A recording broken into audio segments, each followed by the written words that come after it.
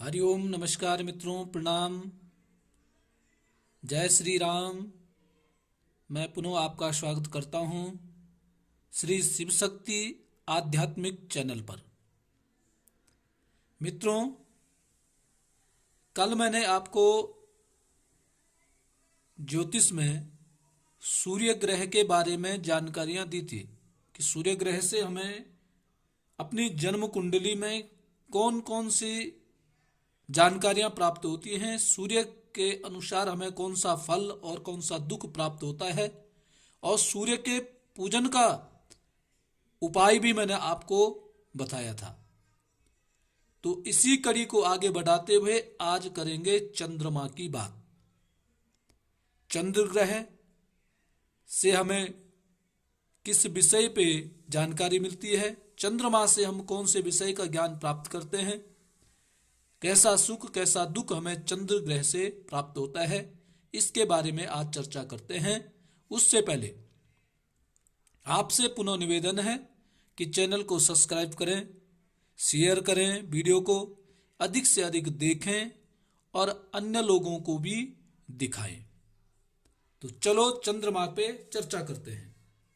सबसे पहले चंद्र ग्रह माता का कारक होता है।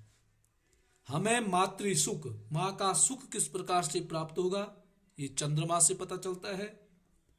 यश की प्राप्ति, हमें यश की प्राप्ति जो होती है वो भी चंद्रमा के से ही पता चलता है। ज्योतिष की विद्या, जल से संबंधित जल मार्ग की यात्रा, जल से उत्पन्न पदार्थ जो भी है वो सब हमें चंद्रमा से ही जानकारियां उनकी मिलती है। सुगंधित वस्तु, वाहन सुख, पैसा एकत्रित करना, प्रजा पक्ष, जनता का, कृषि का, दया भाव, खुशी, अपने हृदय की चेतना शक्ति और ब्राह्मण की सेवा और अनेक प्रकार का जो सुख हम भोगते हैं वो भी हमें चंद्र ग्रह से प्राप्त और चंद्र ग्रह के ही अनुसार हमें प्राप्त होता है।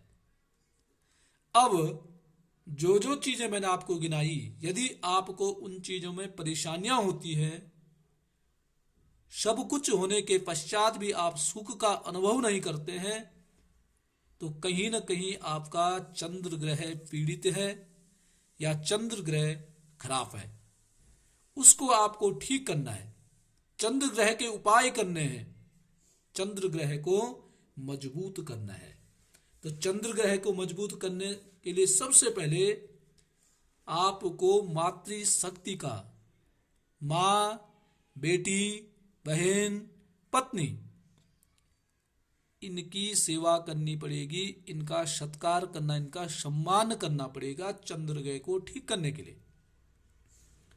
अब बात आती है कि दान, चंद्र ग्रह के लिए क्या दान करना है। तो चंद्र ग्रह के लिए दान के लिए है सफेद वस्त्र। सफेद वस्त्र आप दान कर सकते हैं, सफेद चंदन आप दान कर सकते हैं, या चावल दान कर सकते हैं। सफेद फूल, घी, दही, कपूर, नमक और कोई बांस की कोई टोकरी है या बांस का कोई भी पात्र है, इसको भी आप दान कर सकते हैं।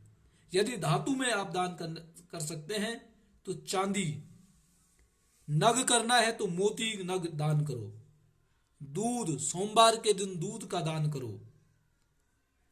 इस प्रकार से यदि आप चंद्रमा को प्रसन्न करके चंद्रमा का दान करते हैं तो निश्चय ही आपकी आजीविका में या आपको सुख भोगने में कोई भी परेशानियां नहीं आएंगी।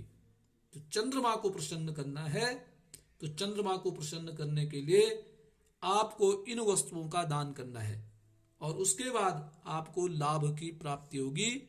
निश्चय ही चंद्र ग्रह प्रसन्न होकर के आप लाभ कमा सकते हैं। या कोई स्त्रियां हैं वो पूर्णिमासी का व्रत ले सकते हैं, पूर्णिमा का व्रत ले सकते हैं। और शाम को चंद्रमा का पूजन करें तो उनको भी धन धान्य और सुख ऐश्वर्य की प्राप्ति हो सकती है। तो मित्रों, आज मैंने चंद्रमा के बारे में आपको जानकारियां दी है। कल मंगल के बारे में, मंगल ग्रह के बारे में आपको मैं जानकारी दूंगा। तब तक के लिए नमस्कार, प्रणाम, जय श्री राम।